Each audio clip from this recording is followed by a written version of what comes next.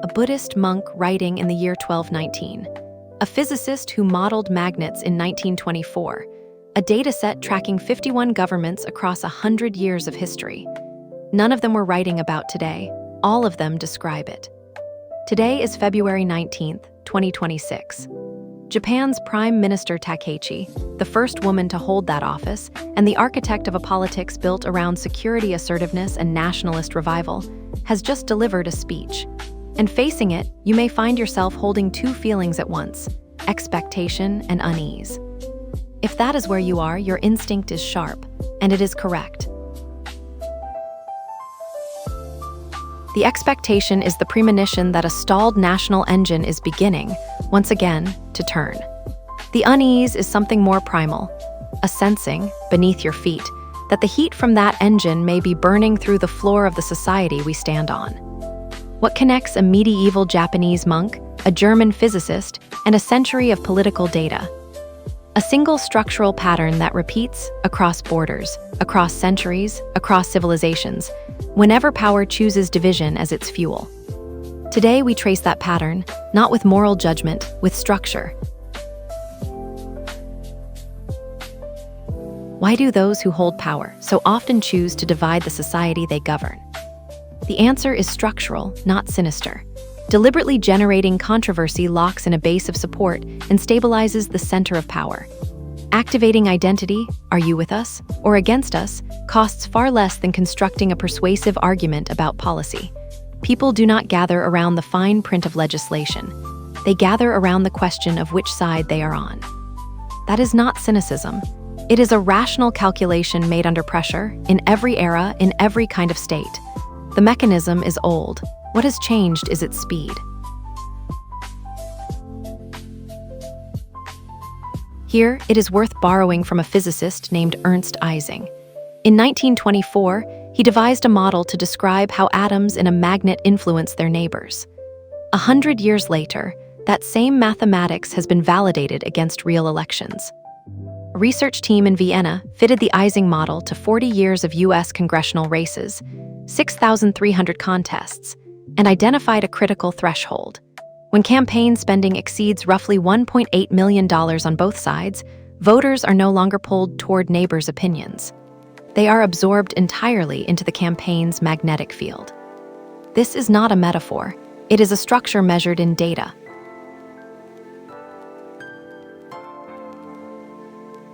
There is a more unsettling finding. The path into polarization and the path out are not symmetric. Like water freezing and ice melting at different temperatures, a polarized society requires far greater force to reverse than it took to create. Depolarization, when it happens at all, is explosive, discontinuous, not gradual. The engine that divides is easy to start. It is very difficult to stop. And the society it runs through does not return to its prior state simply because the fuel runs out. This asymmetry is perhaps the most important structural fact in contemporary politics and the least discussed.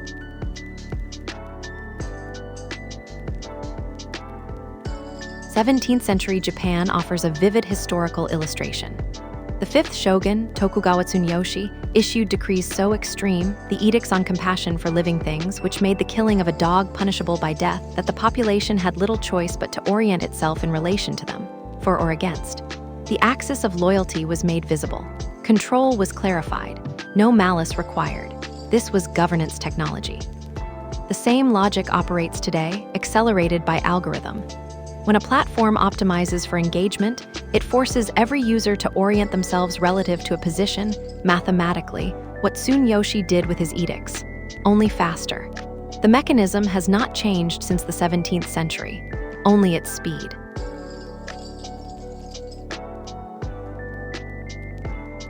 There's a term from professional wrestling that captures this more precisely than most political science vocabulary: kayfabe.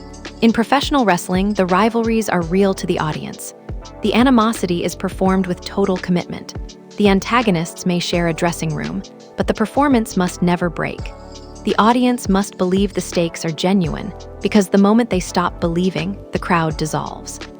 Contemporary political division operates by the same logic.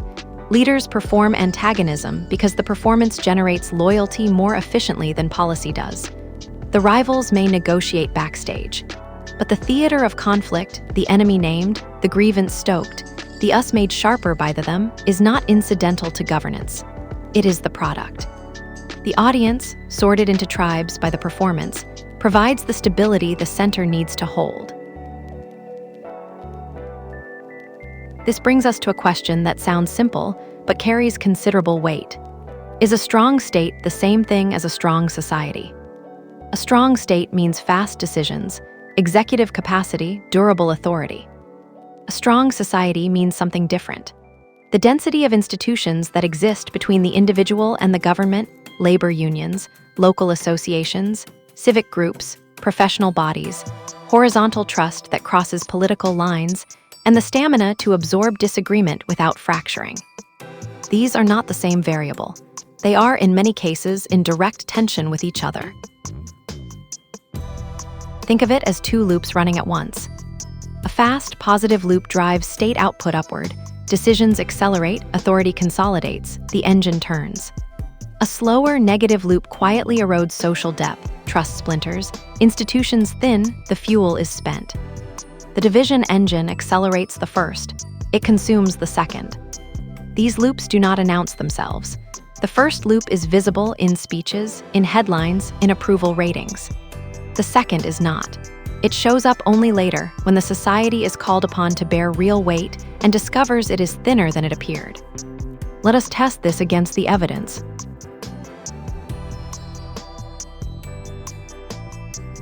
Two political scientists, Darren Acemoglu and James Robinson, who received the Nobel Prize in Economics in 2024, spent decades trying to answer precisely the question we are asking. Their conclusion, published in a book called The Narrow Corridor, is this: liberty and resilience only exist in the space where state capacity and societal capacity develop together, in tandem, each checking the other. Neither strong state alone, nor strong society alone, is sufficient. The state without society becomes a despotic leviathan. Society without state collapses into a Hobbesian cage of norms. The corridor between them is narrow, and it requires continuous, active work to stay inside it. Their most unsettling finding: the longer a state drifts outside the corridor, in either direction, the more self-reinforcing that drift becomes. The corridor does not simply wait for you to return. The clearest modern benchmark is Margaret Thatcher. She declared without apology that society does not exist. She dismantled the trade unions, privatized state industries, and restructured the industrial communities of northern England. After the defeat of the miners' strike in 1984, inflation was suppressed. State output surged. The center held, the engine ran. By the metrics of executive power, this was a success. GDP recovered, markets stabilized. The authority of the central government was, for a time, unambiguous. But the communities that had sustained those regions did not merely change. They hollowed out. The state became stronger. The society became thinner. And what was lost did not return. Contemporary populism repeats this pattern with measurable precision. In 2023, economists published a landmark study in the American Economic Review. They tracked 51 populist leaders across 60 countries, spanning a full century of political history. The finding: 15 years after a populist takes power, GDP per capita is more than 10% lower than in comparable countries that avoided the experiment. But the economic cost is only part of the record. Judicial independence, media freedom, and electoral fairness all declined consistently across left-wing and right-wing populists alike. The engine does not distinguish ideology. It consumes in the same direction regardless of which side is running it. There is a subtler finding that deserves attention. In Hungary, government trust surged after Orban took power from 10 to 60%. But this was a statistical illusion. It reflected the mobilization of supporters, not a restoration of social trust. The left-right gap in institutional confidence reached 30 percentage points. The engine was running. The fuel was being sorted. Bolsonaro's Brazil completes the picture. By 2017, Brazil's institutional distrust had reached its highest recorded level. Only 5% of Brazilians said they trusted most people. The engine that brought him to power had already consumed most of the fuel.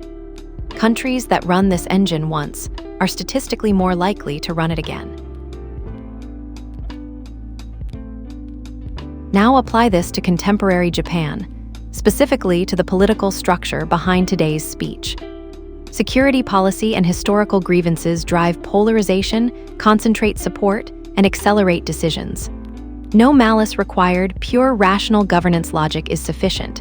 Dissent becomes opposition. Opposition becomes threat. Moderates lose their footing. Trust splinters along factional lines. Mechanics here have a name in comparative political science. Nancy Bermeo of Princeton calls it executive aggrandizement, the process by which elected leaders weaken checks on their power one by one through legal channels framed as democratic mandates. Japan sits at the mild end of this spectrum, but the direction of travel is shared with a larger global pattern. Since the 2001 administrative reforms, a central personnel office has controlled the careers of roughly 600 senior bureaucrats. Advisory councils are filled by discretionary appointment. Real decisions are made before Parliament convenes. The legislature ratifies. Meanwhile, the intermediate layer, the organizations that once stood between the individual and the state, has been systematically thinned. Union membership has fallen from 56% in the post-war peak to 16% today. Single-person households now make up 38% of all households. The birth rate stands below 1. 3 forms of social bond, the bond of work, of neighborhood, of family, are dissolving in parallel. What disappears with them are not just connections, but the distinct moral identities those bonds carried. The dignity of the skilled worker, the mutual accountability of the neighborhood association, the solidarity of the household unit.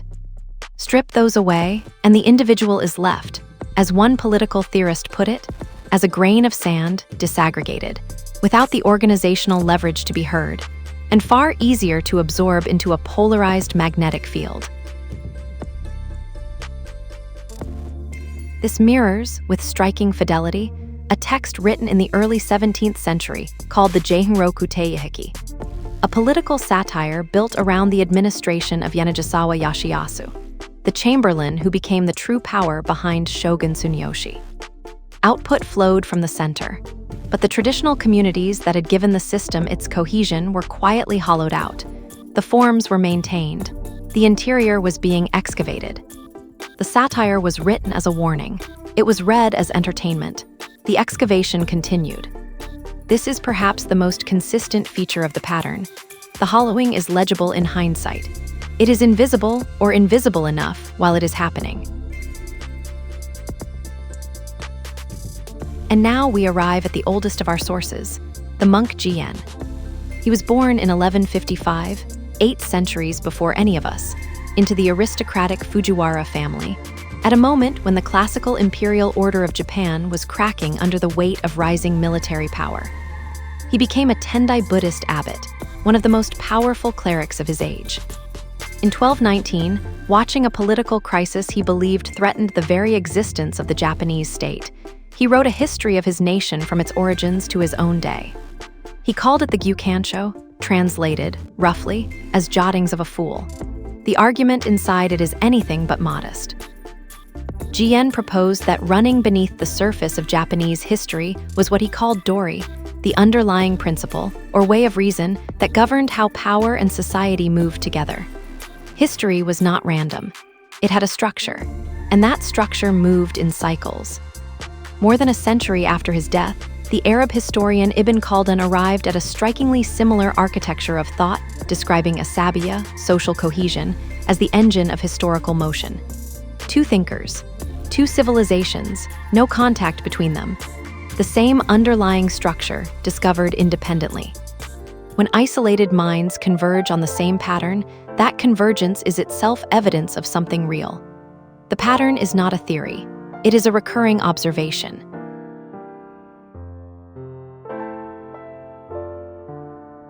Jien described 7 stages, not a rigid sequence, but recurring patterns of motion. The stage of golden harmony resonates in Japan's post-war high-growth decades. The stage of deepest chaos resonates in the political paralysis of the late 2000s. The stage of restoration by a new guardian is legible in the long Abe administration. And the present, this is the stage Jien would likely describe as partial, fragile recovery, a state that looks like equilibrium but is close to a threshold. A sufficient shock could cause it to jump discontinuously toward a very different configuration. The hidden path of dissolution, what Jien called Mayunodori, continues its work beneath the surface. Jien did not promise golden ages. He documented cycles of distortion and partial return.